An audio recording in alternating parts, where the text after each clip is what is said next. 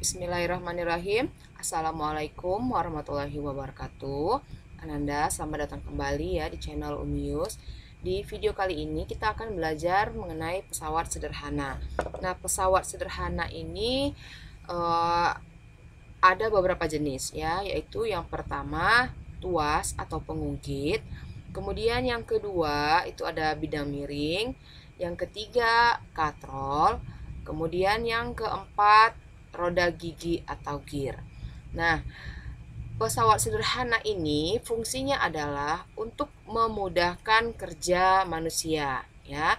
Sebelum kita lanjut ke pembahasan berikutnya, coba kita lihat dulu ya, atau kita beberapa kegiatan di kehidupan sehari-hari yang menggunakan pesawat sederhana. Nah, untuk yang pertama yaitu menggunting kertas. Ayo, coba sambil kalian jawab, alat yang digunakan untuk menggunting kertas itu apa? Ya, alat yang digunakan untuk menggunting kertas itu adalah gunting. Ya, kemudian untuk memotong daging kita menggunakan ya bisa pisau ya. Kemudian untuk mencabut paku, nah itu kita dapat gunakan catut ya namanya. Nah, coba kita Umi tuliskan dulu ya supaya kalian ingat. Untuk menggunting kertas ya, untuk menggunting kertas itu kita bisa gunakan gunting. Kemudian untuk memotong daging ya kita bisa gunakan pisau ya. Kemudian untuk mencabut paku itu kita bisa gunakan catut namanya. Nah, kemudian untuk memotong kuku. Nah, kalau untuk memotong kuku ya bisa gunakan penjepit kuku ya, atau sekali mungkin kalian bisa gunakan gunting barangkali ya. Kita buat saja dulu penjepit kuku. Kemudian untuk menggerek bendera. Nah, di tiang bendera itu di bagian yang paling atasnya itu ada yang namanya katrol. Nah, jadi alat-alat ini ya semuanya menggunakan prinsip kerja pesawat sederhana ya. Nah, kita mulai dari tuas ya. Tuas atau pengungkit ini sistem kerjanya adalah menggandakan gaya kuasa. Ingat ya, menggandakan gaya kuasa dan mengubah arah gaya. Setelah menggandakan gaya kuasa dan mengubah arah gaya, maka nanti akan kita dapati keuntungan mekanis. Nah, kita lihat pada gambar berikut ini. Untuk di tuas dan pengungkit ada 3 bagian penting ya yang harus kalian ingat, yaitu yang pertama titik tumpu ya atau tumpuan. Nah, ini titik tumpu. Kemudian ada gaya kuasa. Kemudian ada gaya beban. Nah, ini harus kalian pahami ya. Titik tumpu atau tumpuan, kemudian gaya kuasa. Kita buat lambangnya FK, gaya beban kita buat lambangnya FB.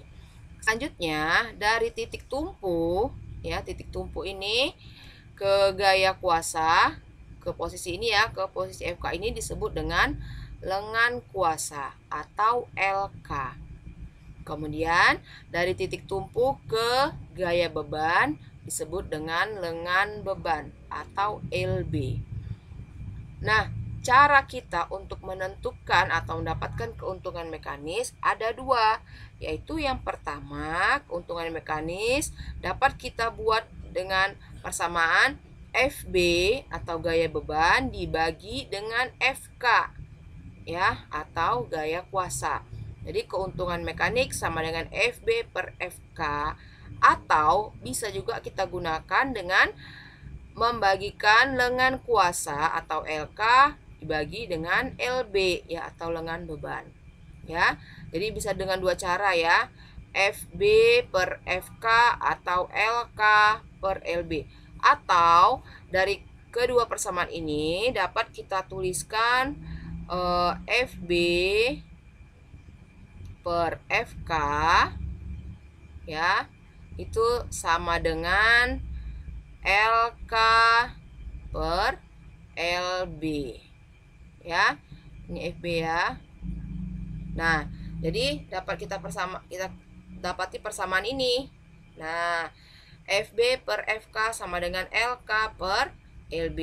Ini keterangannya ya. KM itu adalah keuntungan mekanis, FB gaya beban, FK gaya kuasa, LK gaya kuasa. Ini lengan ya. Nah, jadi LK itu adalah lengan kuasa, LB lengan beban. Nah, tuas atau pengungkit ini ada 3 jenis. Yang pertama itu ada tuas jenis pertama. Ya, perhatikan pada gambar. Untuk tuas jenis pertama, titik tumpu di antara gaya kuasa dan gaya beban. Ini Umi buat langsung 3 bagian supaya kalian dapat bedakan ya. Untuk tuas jenis pertama, titik tumpu berada di antara gaya kuasa dan gaya beban. Kemudian untuk jenis yang kedua, yang di tengah-tengah adalah gaya beban.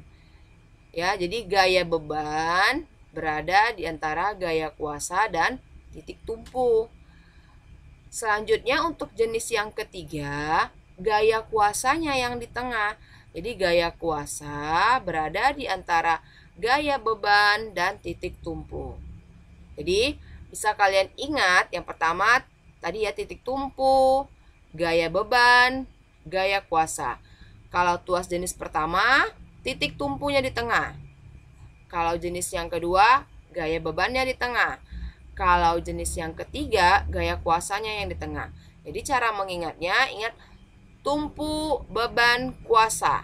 Ya, jadi tumpu duluan, yang di tengah, beban yang kedua beban yang di tengah, dan yang ketiga kuasa yang di tengah. Ya, maka tadi Umi katakan kalian ingat 3 istilah ini. Tumpu, beban, dan kuasa. Oke?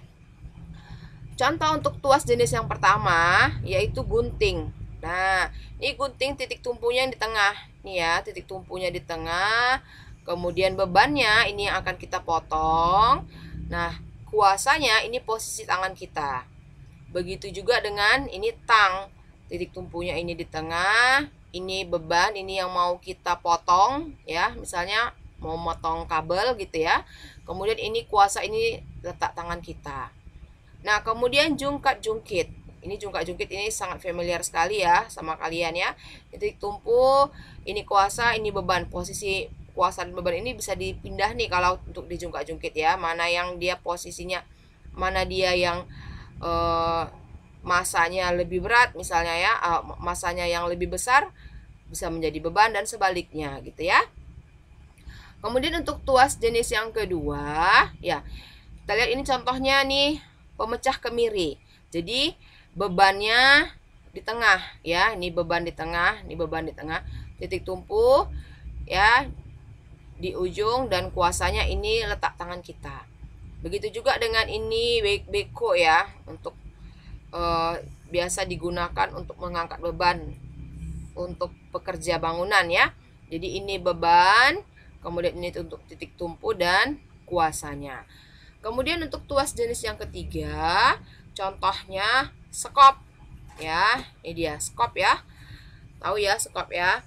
Nah, ini beban ya di ujung, kemudian kuasa di tengah, dan titik tumpunya ini dia posisinya ya. Jadi titik tumpu, kuasa, beban.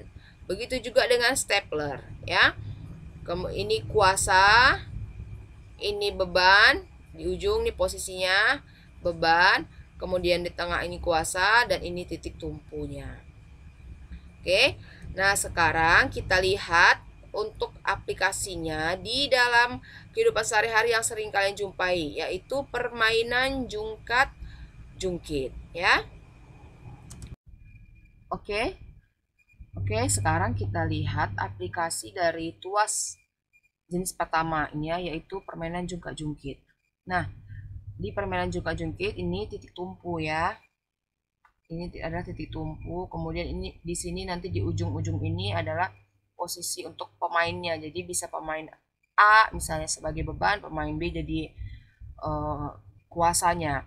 Kita contohkan. Misal ini kita katakan Ari ya. Kita kita letakkan posisinya di jarak 0,75 meter. Ya, ini kan meter, berarti ini 0, dalam satuan meter ya. Berarti Ari posisinya 0,75 meter dari titik tumpu. Kemudian dia bermain jungkat-jungkit bersama Ina. Ina ini masanya 30 kilo.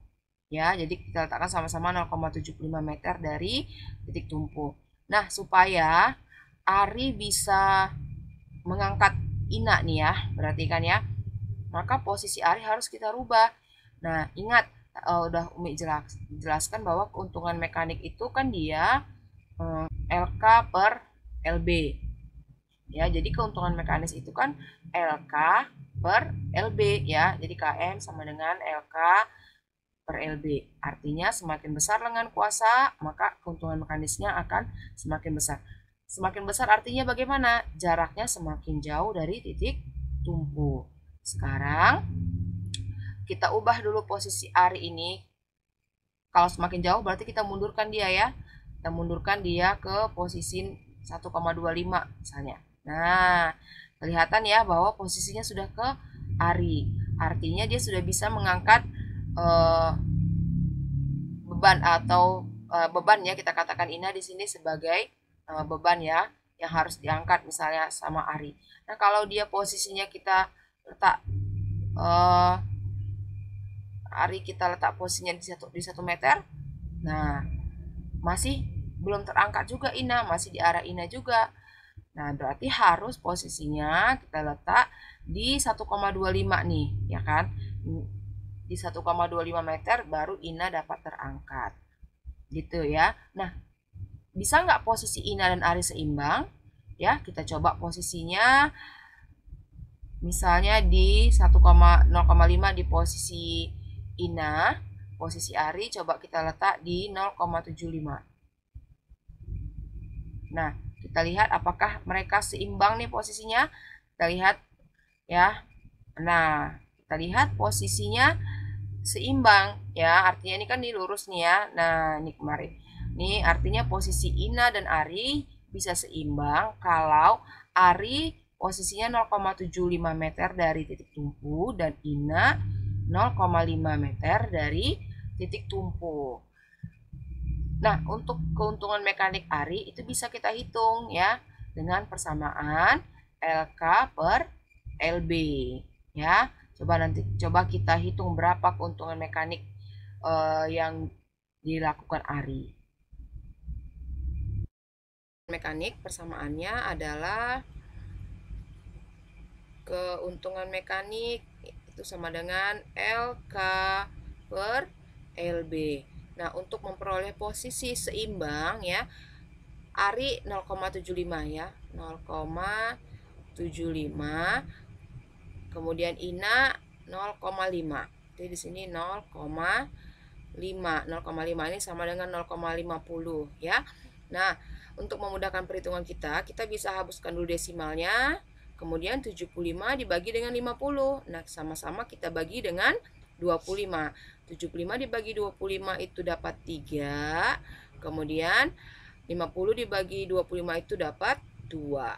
3 dibagi 2 itu sama dengan 1,5. Artinya keuntungan mekanis yang diperoleh Ari adalah 1,5 lebih ringan dibandingkan dibandingkan dengan kuasa yang harus dikeluarkannya yang sebenarnya. Nah, jadi seperti itu ya untuk mencari keuntungan mekanis.